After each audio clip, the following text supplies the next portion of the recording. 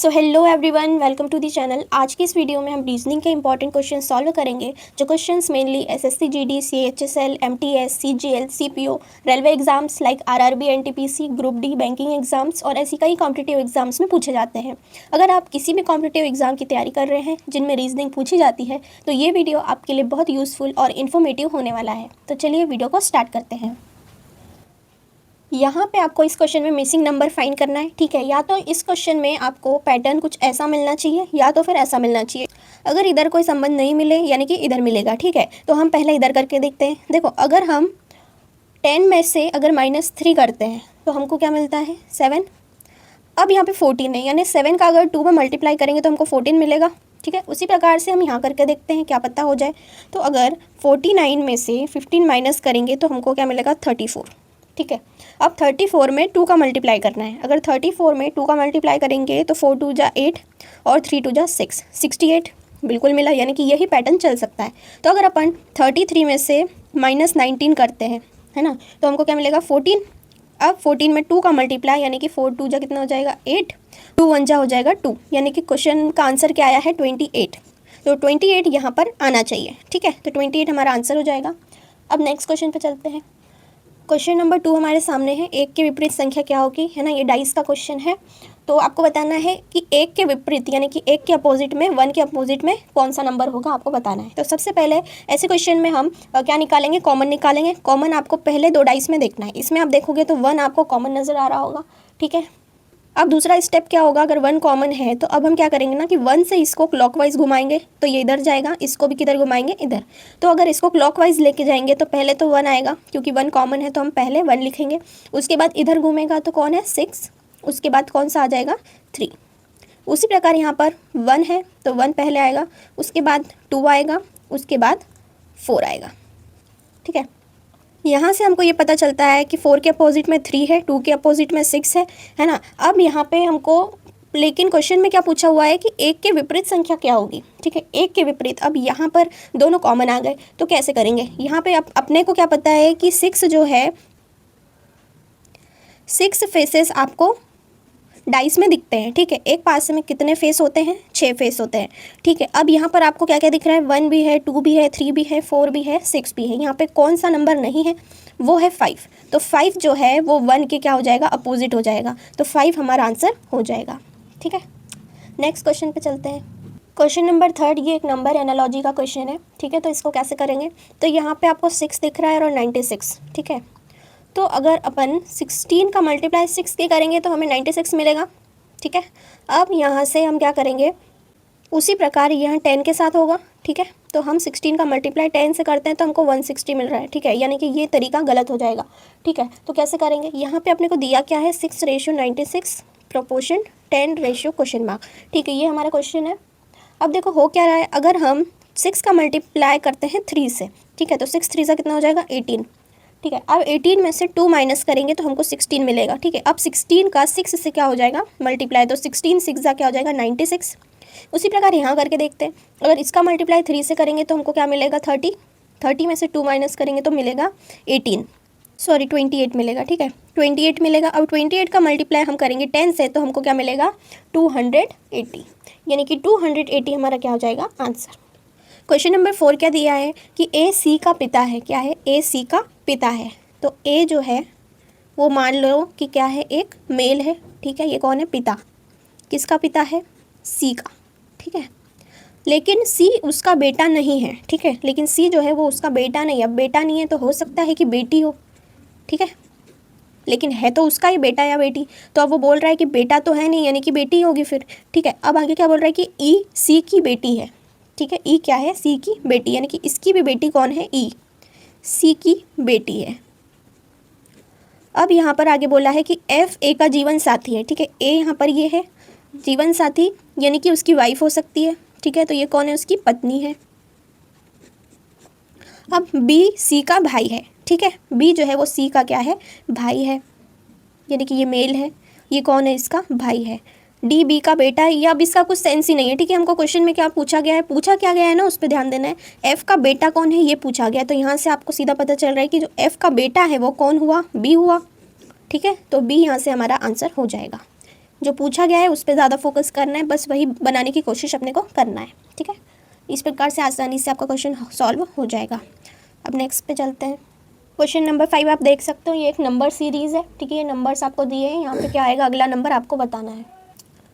अब यहाँ से अगर हम इसका फ़र्क देखें तो 1 का फ़र्क है, ठीक है। यहाँ पर कितने का फ़र्क है, 4 का। यहाँ पर है 9 का। यहाँ पर हो जाएगा 16 का और यहाँ पर हो जाएगा 25 का, ठीक है। अगर आप नोटिस करो तो ये 1 का स्क्वायर है, ये 2 का स्क्वायर है, ये 3 का स्क्वायर है, ये 4 का स्क्वायर है और ये 5 का स्क्वायर है। यानी कि अगला जो नंबर होगा वो कहीं ना कहीं 6 का स्क्वायर होगा। 6 का स्क्वायर क्या होता है, 36। अब इसको हम आपस में क्या कर देंगे, ऐड कर देंगे। तो 60 + 36 6 और ये हो जाएगा 96। यानी कि अगला नंबर कौन सा होगा, 96 हो जाएगा, ठीक है। क्वेश्चन नंबर 6 आप देख सकते हो, यहाँ पर नंबर्स दिए हुए हैं, है ना, और मिसिंग नंबर आपको फाइंड करना है कि क्या होगा।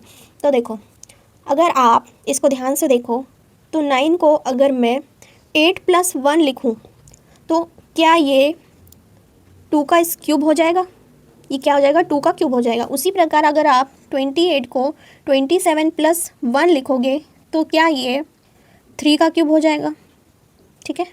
अगर इसको आप 125 + 1 लिखोगे तो 125 क्या 5 का क्यूब हो जाएगा, बिल्कुल हो जाएगा। इसको अगर आप 216 + 1 लिखोगे तो 216 क्या 6 का क्यूब हो जाएगा, बिल्कुल हो जाएगा। यानी कि यहाँ पर कहीं ना कहीं 4 का क्यूब आना चाहिए, ठीक है। और उसमें हमको +1 ऐड करना पड़ेगा। अब 4 का क्यूब क्या होता है, 64, ठीक है। और इसमें +1 ऐड करना नहीं भूलना है, ठीक है। तो ये हो जाएगा 65। तो यहाँ से 65 हमारा आंसर हो जाएगा। अब कई बच्चे यही गलती करते हैं कि 64 क्यूब आ गया मतलब 64 ही लगा देना है। नहीं, अगर सब में 1 ऐड हो रहा है, यहाँ भी 1 ऐड हो रहा है, यहाँ भी हो रहा है, यहाँ भी और यहाँ भी, तो 1 तो ऐड करना ही पड़ेगा, ठीक है। नहीं तो आपका जो आंसर है वो गलत चला जाएगा। क्वेश्चन नंबर 7 यहाँ से देखोगे तो उस वेन आरेख यानी कि वेन डायग्राम का चयन कीजिए जो निम्नलिखित वर्गों के बीच के संबंध को सर्वोत्तम रूप से दर्शाता है। महिलाएं, सांस और गृहिणियाँ, ठीक है। इनको आपको एक डायग्राम में कन्वर्ट करना है 3 शब्दों को। तो सबसे पहले तो एक चीज़ ये है कि जितनी भी सांस होती है वो क्या गृहिणियाँ होती है, बिल्कुल। और जितनी भी गृहिणियाँ होती है वो क्या होती है, कुछ सांस होती है। कुछ सांस कुछ गृहिणियाँ भी होती है और कुछ गृहिणियाँ कुछ सांस भी होती है ना। और सांस और गृहिणियाँ ये दोनों ही क्या होती है, महिलाएं होती है, ठीक है। तो ये है महिलाएं, ये है क्या सांस और ये है क्या गृहिणियाँ। ये बन गया डायग्राम अपना, ठीक है। अब महिलाएं तो सभी होती है, ठीक है। और कुछ सांस जो है वो क्या होगी, गृहिणियाँ होगी और कुछ गृहिणियाँ क्या होगी, सांस होगी। और सांस और गृहिणियाँ दोनों ही क्या कहलाएंगी, महिलाएं, ठीक है। तो ये वाला डायग्राम हमारा परफेक्टली मैच हो रहा है, तो ये हमारा आंसर हो जाएगा। नेक्स्ट क्वेश्चन नंबर 8 क्या है कि दिए गए समीकरण को बैलेंस करने के लिए चिन्हों को बदलने के लिए गणितीय चिन्हों का सही कॉम्बिनेशन चुनना है, ठीक है। ये जो स्टार लगे हैं ना, इनके बीच में ये साइन हमको डालना है, ठीक है। तो देखो =, तो लास्ट में ही लगेगा, यानी कि =, इसके बीच में ही लगेगा, ठीक है।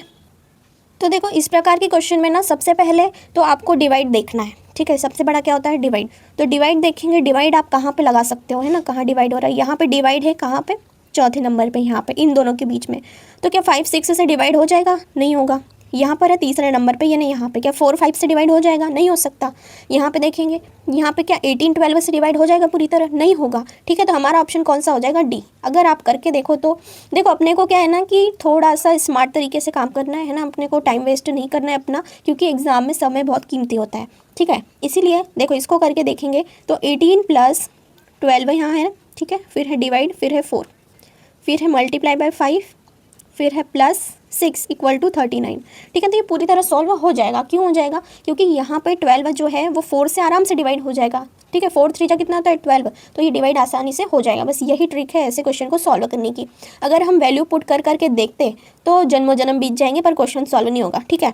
इसीलिए हमारा टाइम बचे, इसीलिए ये तरीका है। डिवाइड देख लो, डिवाइड कौन हो रहा है पूरी तरीके से। अब इसको करके देखेंगे। सबसे पहले हम डिवाइड सॉल्व करते हैं। तो 18 + 4 की टेबल में 12, 3 टाइम मल्टीप्लाई 5 प्लस का 6 = 39। यहाँ से अब मल्टीप्लाई करेंगे, डिवाइड के बाद क्या होता है, मल्टीप्लाई। 5 3 = 15 प्लस का 6 = 39। अब इस पूरे को अगर आप ऐड करोगे ना तो आपको 39 ही मिलेगा। तो 39 = 39, ये मैच हो रहा है, बैलेंस हो गया, ठीक है। तो ये अपना आंसर हो जाएगा। यहाँ पे क्वेश्चन नंबर 9 क्या है, निम्नलिखित में से कौन सा जोड़ा उन तत्वों का सही जोड़ा है जो एक दूसरे के विपरीत आते हैं जब खुले पासे को बंद किया जाता है। ठीक है, ये खुला पासा है, इसको बंद करना है, तो एक दूसरे के विपरीत आपको बताना है कि कौन सा होगा। ठीक है, तो देखो होगा क्या ना, जैसे ये इधर से निकला हुआ है, इधर से निकला हुआ है, तो ठीक है ये जो है ग्रीन जो है वो ब्लैक के क्या हो जाएगा, अपोजिट हो जाएगा, विपरीत हो जाएगा। ठीक है, उसी प्रकार ये जो ब्लू है ये वाइट के विपरीत हो जाएगा, और जो ये रेड है ये पिंक के विपरीत हो जाएगा, अपोजिट हो जाएगा। तो आप चेक कर सकते हो, ब्लैक अगर ग्रीन के साथ है तो ब्लैक ग्रीन के साथ है क्या, नहीं, यानी कि ये गलत हो जाएगा।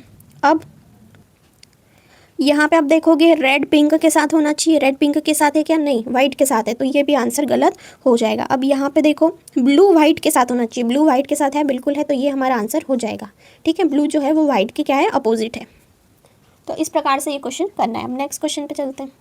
10th क्वेश्चन को आप देख सकते हो, है ना, यहाँ पे आपको बताना है क्वेश्चन मार्क की जगह पर क्या आएगा। तो देखो यहाँ पे क्या हो रहा है कि इनका क्रॉस में क्या हो रहा है, आमने सामने क्या हो रहा है, पहले मल्टीप्लाई हो रहा है ना, तो 3 × 8 बाय में क्या है 2 × 6। अब यहाँ से 3 1 जा 3 हो जाएगा और 3 2 जा 6, 2 1 जा 2 और ये आ जाएगा 4, 2 1 जा 2 और ये बचेगा यहाँ पे 2 भी मिडिल में आ गया है। ठीक है, उसी प्रकार यहाँ भी हो जाएगा, यहाँ करेंगे तो 8 × 3 और 6 × 4, 3 1 जा 3, 3 2 जा 6। ठीक है, फिर ये कटेगा 4 1 जा 4, 4 2 जा 8, फिर 2 से 2 कट जाएगा, बचा क्या 1 बचा, 1 बीच में आ गया। उसी प्रकार यहाँ भी करेंगे 12 × 8 और 4 × 6, 6 1 जा 6 और 6 2 जा 12। यहाँ से अब हो जाएगा 4 1 जा 4 और 4 2 जा कितना हो जाएगा 8। ठीक है, अब इन दोनों का मल्टीप्लाई यहाँ से हो जाएगा, कुछ कट भी नहीं रहा है, तो 2 2 जा कितना हो जाएगा 4, तो यानी कि बीच में मिडिल में क्या आना चाहिए 4 आना चाहिए, तो 4 हमारा आंसर हो जाएगा। तो आज के लिए बस इतना ही। नेक्स्ट वीडियो में और भी बेहतरीन और यूज़फुल क्वेश्चंस मैं आपके लिए लेकर आऊँगी जो आपको हर कॉम्पिटिटिव एग्जाम में बहुत हेल्प करेंगे। और दोस्तों अंत में यही कहूँगी, सिलेक्शन रिसोर्सेज से नहीं कंसिस्टेंसी से मिलता है। कहते हैं ना कि कंसिस्टेंसी इज़ की टू सक्सेस, और इसीलिए हमें हर दिन एक कदम आगे बढ़ाना है और हर दिन खुद को पहले से बेहतर बनाना है। तो बस मेहनत करते रहिए, और अगर वीडियो हेल्पफुल लगा हो, इन्फॉर्मेटिव लगा हो तो सब्सक्राइब कर लेना ताकि ऐसे और वीडियोज़ आपको मिल सके। तो मिलते हैं नेक्स्ट वीडियो में।